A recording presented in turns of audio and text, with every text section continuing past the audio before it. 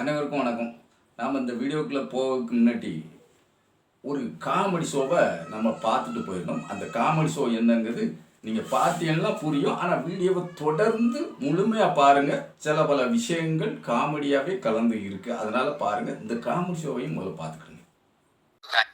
எம்பர்டு cooker அமெரிக்க பெரிய மருத்துவ நிபுணர். ஐயோ, மீண்டும் மீண்டுமா? திரும்ப திரும்ப அதே ஒரு பொண்ணு வருது, 16 வயசு பொண்ணு. நம்ம 2 பேரும்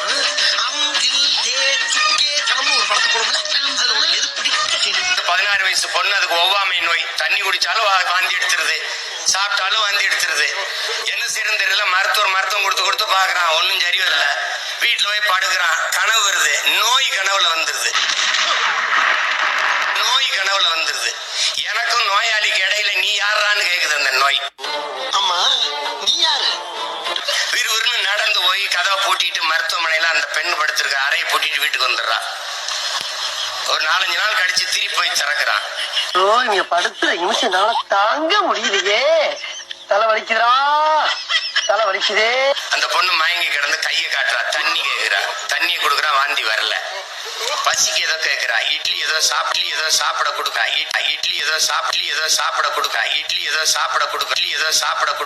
வாந்தி வரல. மருத்துவ குறிப்புல எழுதுறான். எது சாப்பிட்டது எதுவும் செமிச்சிருச்சான்னு பார்த்து சாப்பிட்டா நோய் இருக்குதுன்னு எழுதுறான்.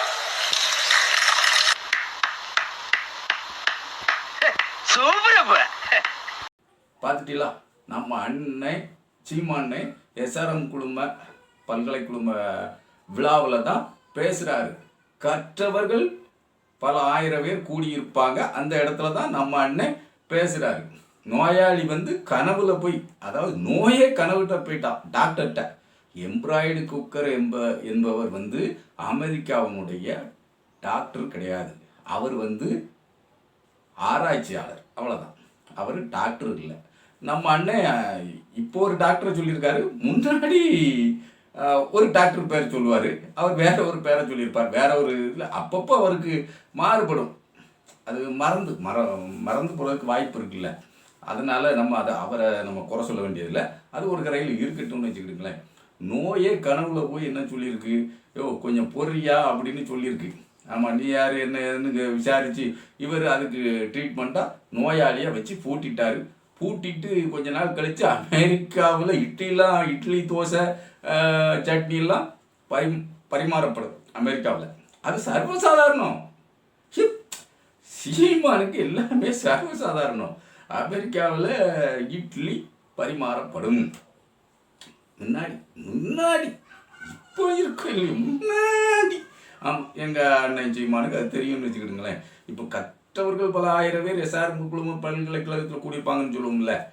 ஆனால் அந்த பல்கலைக்கழகத்தினுடைய அந்த இவர் இருக்கார்ல, நிறுவனர், ஓனர்னா வெண்சட்டி வேந்தர்னு அவர் புகழ எல்லோரும் பெருமையாக பேசக்கூடிய வெண்சட்டி வேந்தர். புதிய தலைமுறையினுடைய ஓனர் தான் அந்த வெண்சட்டி வேந்தர். வெண்சட்டி வேந்தரை பற்றி நம்ம இப்போ அதிகமாக பேச வேண்டியதில்லை. ஆனால் வெண்சட்டி வேந்தர் என்ன சொல்லியிருக்காருன்னா, அண்ணாமலையை தான் நான் பிரதமர் மெட்டீரியலாக பார்க்கேன், PM மெட்டீரியலாக அண்ணாமலையை பார்க்கேன். புகழ்ந்ததுக்கும் வரமுறையே கிடையாதா? புகழ்ந்ததுனால ஒரு வரமுறையே கிடையாதா? PM மெட்டீரியலாக பார்க்கன்னு வேற சொல்லுவீங்க. அந்த ஆள் சும்மாவே இப்போ மாநில தலைவர் பதவி பறிப்பெருமைங்க கவலையில் கிடந்து துடிச்சிக்கிட்டு கிடக்கா. நீ PM மெட்டீரியலாக பார்க்கியாங்க. சரி, பார்த்துட்டு போ. இப்போ எங்கள் அண்ணன் பேசுறதுக்கு தானே நம்ம வரணும். எங்கள் அண்ணன் தானே அப்பப்போ டயலாக் அடிப்பார். இப்போ என்ன டயலாக் அடிச்சிருக்காருன்னா, சூப்பர் டயலாக் தான் அடிச்சிருக்காரு. நம்ம அண்ணாமலை அவர்கள், அதாவது தமிழ்நாட்டில் பாஜக கட்சி என்று ஒன்று இருக்கிறதா என்ற நிலை மாற்றி இருக்கிறது, வளர்கிறது என்று தன் செயலால் உருவாக்கி காட்டியவர் என் அருமை இளவல் அண்ணாமலை அவர்களே. எப்படி 300 நாள் என்ன பேசினாரு அப்படின்னு நீங்க பார்க்கணுமா? பாருங்க. சிறப்பு செய்திருக்கிற பாரதிய ஜனதா கட்சியினுடைய மாநில தலைவர், பாரதிய ஜனதா கட்சி என்ற ஒன்று தமிழ்நாட்டில் இருக்கிறது, அது வளர்கிறது என்று தன்னுடைய செயல் ஆற்றல்களால் நிகழ்த்தி காட்டிய என் அன்பு இளவல் அண்ணாமலை அவர்களே, நீ என்கிட்ட மோதாத. நீ சும்மா பிக்காலி ஒரு இதை வச்சுக்கிட்டு நாங்க 1000 ரூபாய் தம்பி 2 வருஷம் தாங்க தம்பி நீ மேக்சிமம் 2026 வரை நிப்பியா நீ ஒன்னும் செய்ய ஒரு நாள் ஆட்டுக்குடி மேய்க்க என்னோட தான் சேர்ந்து வரணும் பெரும்பாடியா கிடையாது ஏதோ ஆடுற அதிகாரத்துமில்ல நான் கேட்கிற கேள்விக்கு பதில் சொன்னா பொதுவாத்துக்கு அண்ணாமலை உன்னை கூப்பிடுறேன் நீ வா நீ ஒரு தொலைக்காட்சியில நீ நானும் அது பாரதிய ஜனதா தமிழ்நாட்டுக்கு எதுக்கு ஒரே ஒரு காரணம் சொல்லி நிரூபிச்சிடறேன் கட்சி விட்டு போயிடுறேன் உடம்புல தூய தமிழ் ரத்தம் ஓடுதா போய் முதல்ல சோதிச்சுட்டு வா தமிழ்நாடு ನೋಡಿಲ್ಲ காவிரி இஷ்யூ ನೋಡಿಲ್ಲ டில் ஐ டெத் ப்ரௌட் கன்னடிகா இல்ல தமிழ்நாட்டுல உனக்கு ஓடில்ல உனக்கெல்லாம் மானம் சூடு சொரணை ஈனம் எதுவுமே கிடையாதா சோறு தானே திங்கிற ஒண்டி கொண்டு வாரியா போட்டு பாப்போமா காவிரி இஷ்யூ ನೋಡಿಲ್ಲ ஐ ஆம் ப்ரௌட் கன்னடிகா அப்படிலாம் பேசின நீ என்னோட வாரிக்க வாரியா அப்படின்னு அண்ணன் தாறுமாற அண்ணாமலைய புளிச்சுன்னு அந்த என்ன மாறு புளிய மாத்தாலே புளிச்சு விளார் மாறுன்னா வேற மாத்துனாலும் வேற விளார் புளிய விளாறாலே புளிச்சுன்னு அப்போ கொடுத்துருக்காரு. இன்னைக்கு அண்ணாமலைய இதெல்லாம் முகஸ்தூதி பாடக்கூடாதா என்ன? இன்னைக்கு அவர் புகழ்ந்து பேசக்கூடாதா என்ன? கருத்து 1000 முரண்பாடு இருக்குங்க. அதுக்காக புகழக்கூடாதுன்னு எதுவும் கட்டாயம் இருக்கா என்ன? அதெல்லாம் புகழலாம் அப்படின்னு தான் அண்ணன் எங்கேயும் கேட்டால் நான் புகழ்வேன் அப்படின்னு தான் சொல்லியிருக்காரு. இப்போ நம்ம நேரு மாண்புமிகு பிரதமர் நேரு அவர்களே இல்லை மோடி அவர்கள் உலகமெங்கும் போகும்போது சொல்லியிருந்தாரு, உலகின் தொன்மையான மொழி இந்தியாவில் இருக்கிறது என்பது எங்களுக்கெல்லாம் பெருமை. எங்கள் மொழியின் தொன்மையை உலகுக்கு பறைசாற்றுகிறது தமிழ் என்பது எங்களுக்கு பெருமை. தமிழை உலகில் உள்ள மக்களெல்லாம் கற்க பேரார்வம் கொண்டுள்ளனர் என்பது எங்களுக்கு பெருமை. அப்படி சொல்றது யாரு? பிரதமர். நம்ம பிரதமர் அப்படி சொல்றாரு. யாரு இப்படி பேசுதா? பிரதமர் அப்படி தூக்கி பிடிக்கிறது யாருன்னா எங்க அண்ணன் சீமான் தான். எதுக்காக பிடிக்காரு? இப்போ செத்த மொழி சமஸ்கிருதத்துக்கு ஒரு 1700 கோடி ரூபா வளர்ச்சி நிதியா ஒதுக்குதாங்க. ஆனால் தமிழுக்கும் இன்னொரு 4-5 மொழிக்கும் சேர்த்து வளர்ச்சி நிதியா ஒரு 27 கோடி ரூபா ஒதுக்குவார் நம்ம பிரதமர் மோடி அவர்கள். ஆனால் வாய் இங்கிருந்து திருநெல்வேலியிலேருந்து தென்காசி வரை கிளீனர் மாதிரி தமிழ்லே கையெழுத்து போட்டானே. இப்போ ராமேஸ்வரம் வந்தப்போ சொன்னார்ல, அவர் பாம்பன் பாலத்தை புதுசாக கட்டின பாலத்தை திறக்க வந்தார். பாலம் ரெக்க ரெக்கன்னா என்னாச்சு? கிழிஞ்சி போச்சு, அதாவது ரிப்பேர் ஆகி போச்சுன்னு அர்த்தம் வைங்களேன். நம்ம என்னைக்கு தான் மோர்பி பாலம் கட்டுனா அது போயிடும். கடிகாரம் செய்யக்கூடிய ஒரு நிறுவனத்திட்ட மோர்பி பாலம் கட்டுறதுக்கு கான்ட்ராக்ட் கொடுத்து அந்த மோர்பி பாலம் எங்கே குஜராத்தில் போயிடுச்சுல. போய் எத்தனை பேரை செத்து போனாங்க, 100க்கும் மேற்பட்டவர்கள்னு வைங்களேன். அதெல்லாம் பெரிய பிரச்சனை இல்லைங்க. இங்கே நம்ம கட்டியிருக்க பாலம் அங்கங்கே சேதாரமாகிக்கிட்டு இருக்கு, துரு பிடிச்சிக்கிட்டு இருக்கு. கடல் உப்பு தண்ணி ஒரு துரு பிடிக்காம என்னையும் ஏன் 1911 ஆங்கிலேயம் கட்டிய அந்த பாலம் பாம்பன் பாலம் துரு பிடிக்கலையே. அப்போ அதாவது பெரும் புயலில் வந்து ட்ரெயினே ஒரு 5-6 பெட்டி புயலில் அடிச்சுக்கிட்டு போனப்போ கூட அந்த பாலம் துருப்பிடியாமல் அப்படியே இருக்க. என்ன ட்ரெயின் இயக்கத்துக்கு லேட் ஆகும், கொஞ்சம் நேரம் ஆகுது. ஆனால் நாங்கள் இப்போ குயிக்காக மேலேயா இல்லை பாதையிலையா அப்படிங்கிறது வந்து அது சந்தேகத்துக்கு இடமான விஷயந்தான். அதெல்லாம் நம்ம சொல்லக்கூடாதுன்னு வச்சுக்கிடுங்களேன். சொன்னால் வருத்தப்படுவாங்கல்ல, நம்மவர்கள் வருத்தப்படக்கூடாதுங்கிறதுக்காக தான் அதெல்லாம் நம்ம சொல்லக்கூடாது. இப்போது எங்கள் அண்ணன் சீமான் யாரை உயர்த்தி எதற்காக பிடிக்கிறார்? இப்போ அங்கங்கே அப்படியே நூலை போட்டு அப்படி கொறுத்து கொண்டு வந்து அப்படி நிப்பாட்டுதாங்க. எதுக்காக நிப்பாட்டுதாங்க? எங்கள் அண்ணன் சீமான ஒரு முனைக்கில் அப்படி கொண்டு வராங்க. நம்ம வந்து அப்பவுமே ஒரு சங்கீதம், நம்ம எப்போதும் சங்கீதம் மாதிரி பாடிக்கிட்டு இருக்கோம். சங்கீதம் மாதிரி அவர் சங்கின்னு தான் நம்ம பாடிக்கிட்டு இருக்கோம். சீமான அவர் சொல்லிட்டார். கொஞ்ச நாளைக்கு முன்னாடி தான் நம்ம ஐயா ரஜினிகாந்த் அவர்களை சந்திக்கும் போது, ரஜினிகாந்த் அவர்களை எத்தனை கொச்சையாக இவரும் இவருடைய கட்சியில் உள்ளவர்களும், அதாவது இந்த சாட்டை மாமா பையலாம் ரஜினிகாந்த் ரசிகர்கள் நீங்கள் யாராவது இருக்கீங்களா? ஐயா ரஜினிகாந்த் ரசிகர்களே யாராவது இருக்கீங்களா? இருக்கீல்னா இந்த சாட்டை மாமா பையன் என்ன பேசினா தெரியுமா? ஒன்று திருநெல்வேலியில இருந்து எங்கள் தாத்தா எங்கள் மராட்டியத்துக்கு போயிருக்கணும், அங்கே போய் ஏதோ கசமுஜா பண்ணியிருக்கணும், இல்லைன்னா அப்படின்ட்டு என்னலாமோ யார ரஜினிகாந்த் அவர்களை மிகவும் இழிவாக பேசுனா இந்த சாட்டா மாமா பையன், மஞ்சப்பொடி மாமா பையன். ஆனால் அதெல்லாம் வந்து ரஜினிகாந்துக்கு நினைவில் இல்லையோ இல்லை ரஜினி ரசிகர்களுக்கு நினைவில் இல்லையா அப்படிங்கிறது நமக்கு தெரியாது. சங்கி என்றால் சக நண்பன்னு சொன்ன உடனே அவருக்கு ஓன்னு வானுக்கும் பூமிக்குமா சந்தோஷமானாலும் ஆயிருக்கலாம். இப்போ ஒரு சுயன்பம் தானே, அடைஞ்சிட்டு போகிறாரு அப்படின்னு ஆயிருக்கலாம். நமக்கு என்ன தெரிய போகுதுன்னு பாருங்க. ஆனால் நம்ம அண்ணன் சங்கி என்றால் சக நண்பன்னு சொல்லிட்டாரே, அதனால இப்போ வந்து கூடுதலாக என்ன பண்ணாருன்னா அப்படி இணைப்புக்கான வேலைகளை செய்து கொண்டிருக்கிறார்கள். இப்போ தனியாக ஒரு கட்சி நடத்தி அந்த கட்சிக்கு ஆட்களை திரட்டி பண்ணிக்கிட்டே இருக்கிறத விட நம்ம இணைஞ்சிட்டா என்ன அப்படின்னு எங்கள் அண்ணன் மனசில் ஒரு எண்ணம் வந்திருக்கும் போல. அப்படி எண்ணம் வந்துடுச்சா இல்லை வந்துக்கிட்டு இருக்கா அப்படின்லாம் தெரியாது. ஆனால் எங்கள் அண்ணன்கிட்ட வந்து எத்தனை முரண்பாடுகள் இருக்கு அப்படின்னு எண்ணவே முடியாது, எண்ணவும் கூடாது. ஏன் எண்ணணும், எதுக்கு எண்ணணும்? அப்படி எண்ணணும்னு தப்புன்னு, அது எண்ணக்கூடாதுன்னு எதுக்காக எண்ணணும்? இப்போ எங்கள் அண்ணன் சொல்றாரு, அதாவது இயேசு கிறிஸ்து பிறப்பதற்கு 500 ஆண்டுகளுக்கு முன்னரே இலக்கணம், தமிழ் இலக்கணத்தின் தொன்மையை பறைசாற்றும் விதமாக தொல்காப்பியம் இருக்குது ஏற்கனவே இருக்கு. இயேசு கிறிஸ்து பிறந்த 500 ஆண்டுகளுக்கு பின்னர் தான் ஆங்கிலம் என்ற ஒரு மொழியே வந்தது. எங்க அண்ணன் கண்டுபிடிப்பு தான், இருந்தாலும் இருக்கட்டும் வச்சுக்கிடுங்க. பிறகு அங்கு இருந்து மதம் பரப்ப யார் வந்தா? மதம் பரப்பதுக்கு ஆங்கிலேயர்கள் வந்து தமிழ்நாட்டில் வந்து இவங்களுக்கு வந்து நம்ம என்ன பண்ணணும், மற்ற மாநிலத்திலலாம் இது பண்ணலை, அவங்க தமிழ்நாட்டில் வந்து தமிழை கற்றாதான் நம்ம மதத்தை பரப்ப முடியும்னு தமிழை கற்றாங்களா, அதனுடைய ஆழம் தெரியாமல் காலை விட்டுவிட்டாங்க. காலை விட்டோடனே ஆழத்தில் மாட்டிக்கிட்டாங்க. இது இது இது நடப்பு. இது வேற என்ன செய்ய முடியும்? ஆங்கிலத்தில் அப்படி என்ன இருக்கு? எங்கள் அண்ணன் கேள்வி, எங்கள் அண்ணன் சீமானுடைய கேள்வி, ஆங்கிலத்தில் அப்படி என்ன இருக்கு? இங்கிருந்து தமிழ்ல இருந்து ஆயிரக்கணக்கான சொற்றொடர்களை இப்போ கட்டிலிருந்தோம்ல, அதெல்லாம் அப்படித்தான் மாறிச்சு. நம்ம பேச்சுங்கம்ல பீச்சுங்க, ஆமாம், அது அப்படியே தான் மாறிச்சு.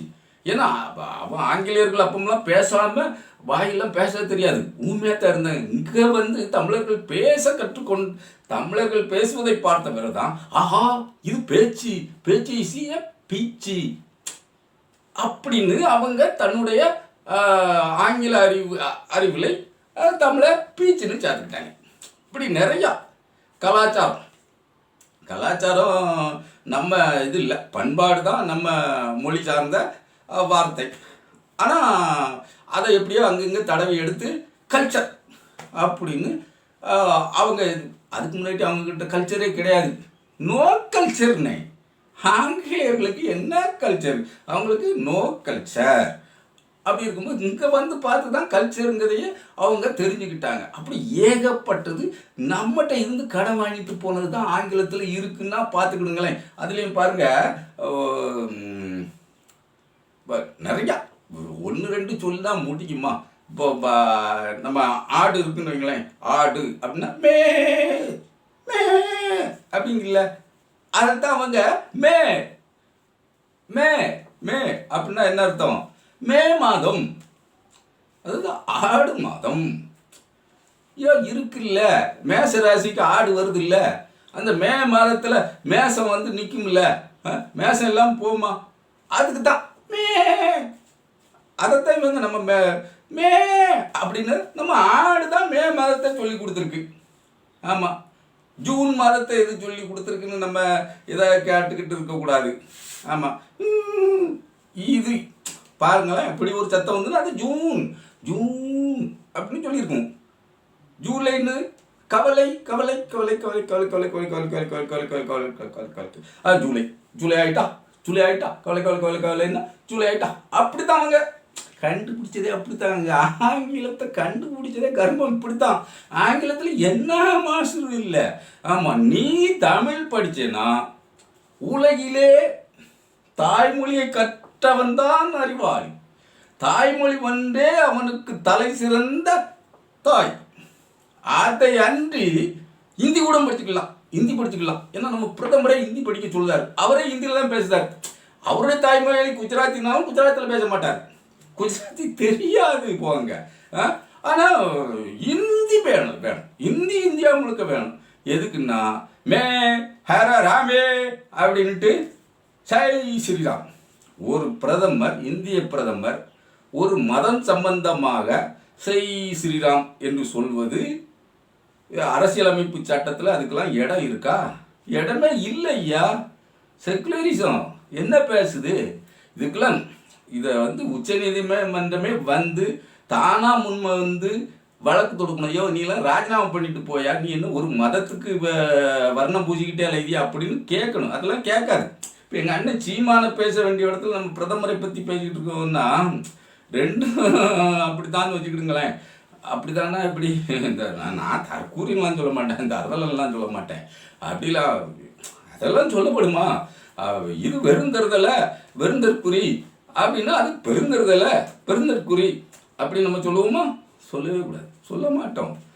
ஏன்னா ஓட்டு போட்டாங்களோ ஓட்டு போடலையோ தெரியாது, ஆனால் பிரதமர் ஆக்கி விட்டாங்களே அப்படிங்கும்போது நம்ம சொல்ல முடியாதுல்ல. இப்போ எங்கள் அண்ணன் சீமா எதில் நிற்காருன்னா ஆங்கிலத்துக்கு எதிராக ஒரு கதையை ஜோடிக்கார். ஆங்கிலத்தில் அப்படி என்ன இருக்கிறது? நீ ஆங்கிலம் கற்றுக்கொள்ள வேண்டிய அவசியம் என்ன இருக்கிறது? உலகினுடைய தொடர்பு மொழி ஆங்கிலமா? இல்லையே. ஏன் தமிழை கற்றுக்கொள்ள எத்தனை பேர் ஆர்வமாக இருக்காங்க?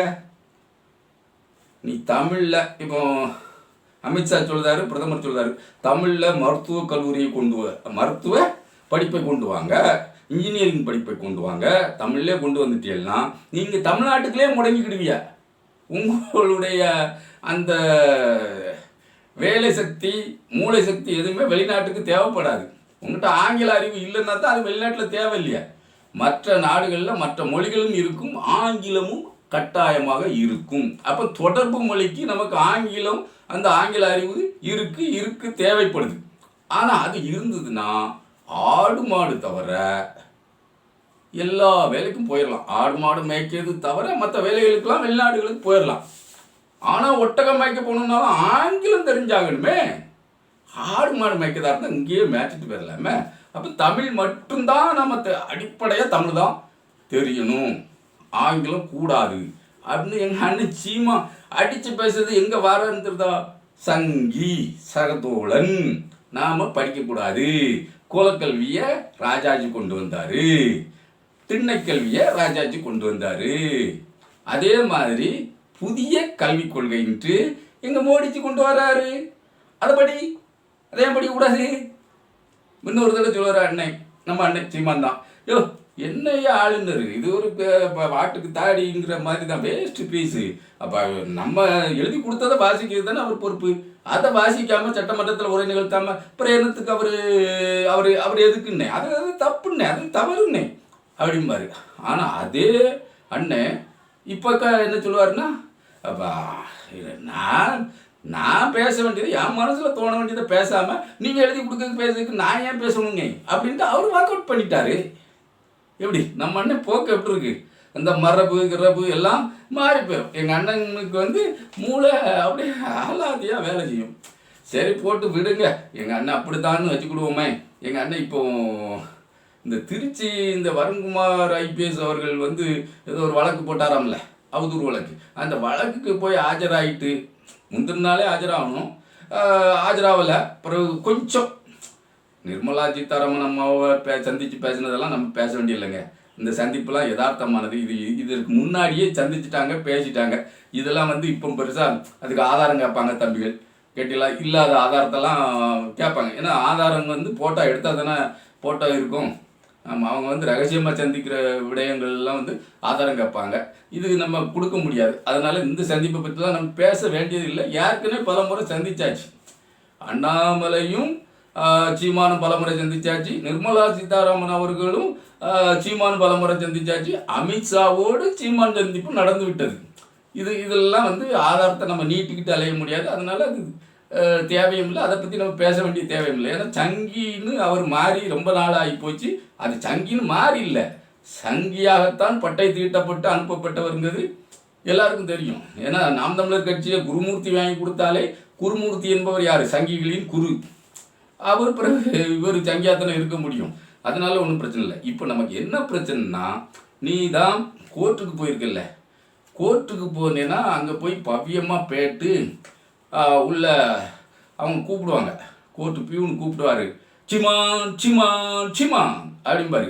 அப்போ போய் ஐயவான்ட்டு பவ்யமாக ஒரு வணக்கத்தை போட்டு வைக்கிறத விட்டுட்டு முன்னாடி சிமான் நான் ஜாமான் நான் வந்திருக்கிறேன் அப்படின்ட்டு விடு விடு விடுன்ட்டு உள்ளே ஓடிட்டார் அண்ணன். அண்ணன் ஒன்று நீதிபதி அவர்கள் பார்த்துருக்காரு, அப்படி பார்த்துருக்காரு, கீழே பார்த்துருக்காரு. பார்த்த உடனே அண்ணனுக்கு பிரடி மயிர் புல்லரிச்சு போச்சு. ஐயோ நீதிபதி எதையோ தேடுதாரு, அடித்தால் அடிச்சு விடுவாருன்னு. ஐயா நான் வந்துட்டேன், அதை சொல்ல வந்தேன். போயா வெளியா, அங்கிட்டு போ, நான் கூப்பிடும்போது வா, வரிசையில் வாழ்ந்தேன், போயா அப்படின்ட்டு அனுப்பி வச்சிட்டார். இதில் அன்னைக்கே அந்த இடத்துல வச்சு போலீஸார் சைமனை வந்து செக்கப் பண்ணியிருக்கணும். அதை எங்கே போய் விமான நிலையத்தில் செக்கப் பண்ணியிருக்காங்க சைமனை. சோதனை இட்டையில் சைமன் கத்தி வச்சுருந்தாப்புல அப்படின்னு சொல்லுதாங்க. கத்தி பேசுகிறவர்கிட்ட கத்தி எதுக்குன்னு தெரியலை. அதாவது கத்தி ஒருவரிடம் இருந்தால் யாரேனும் வதைக்கணும், யாரேனும் கொதறணும், யாரேனும் பாயணும், யாரேனும் கடிச்சு வைக்கணும் அப்படிங்கிற ஒரு வேகம், வன்முறை தாகம் கொண்டவர்னு அர்த்தம். ஆயுதம் வைத்திருப்பவர் யாராக இருந்தாலும் வன்முறை தாகம் கொண்டவர். அதில் சாட்டை துரைமுருகன் கத்தி வச்சிருந்தான்னு சொன்னாலும் சரி, இல்லை சீமன் கத்தி வச்சிருந்தாலும் சரி, அந்த குரூப்புக்கு வன்முறை தாகம் இருக்கிறது. எதற்காக கத்தி வைத்திருந்தார்கள், என்ன வழக்கு பதியப்பட்டிருக்கிறது நமக்கு தெரியணும். கட்டாயம் இதெல்லாம் தெரியணும். தம்பிகள் வந்து நீங்கள் உஷாராக இருங்கப்பா, நல்வழி பாருங்க, அறவழிக்கு போங்க. அண்ணன் சொன்னது மாதிரி அறநிலையத்துறை அறமற்ற துறை அப்படின்ட்டு நம்ம இதில் வந்து எதுகை முனையோடலாம் பேச வரல. அந்த எதுகை முனை நமக்கெல்லாம் வேணாம். அண்ணனுடைய எதுகை முனையால் நீங்கள் கெட்டது போதும், நீங்கள் வாங்க, நல்ல நிலைக்கு வாங்க அப்படின்னு நம்ம திரும்பவும் உங்களை அப்படி கேட்டுக்கிட்டு நம்ம சேனலை சப்ஸ்கிரைப் பண்ணுங்கள், லைக் பண்ணுங்கள், ஷேர் பண்ணுங்கள், கமெண்ட் பண்ணுங்கள் அப்படிங்கிறதையும் நம்ம இந்த இடத்துல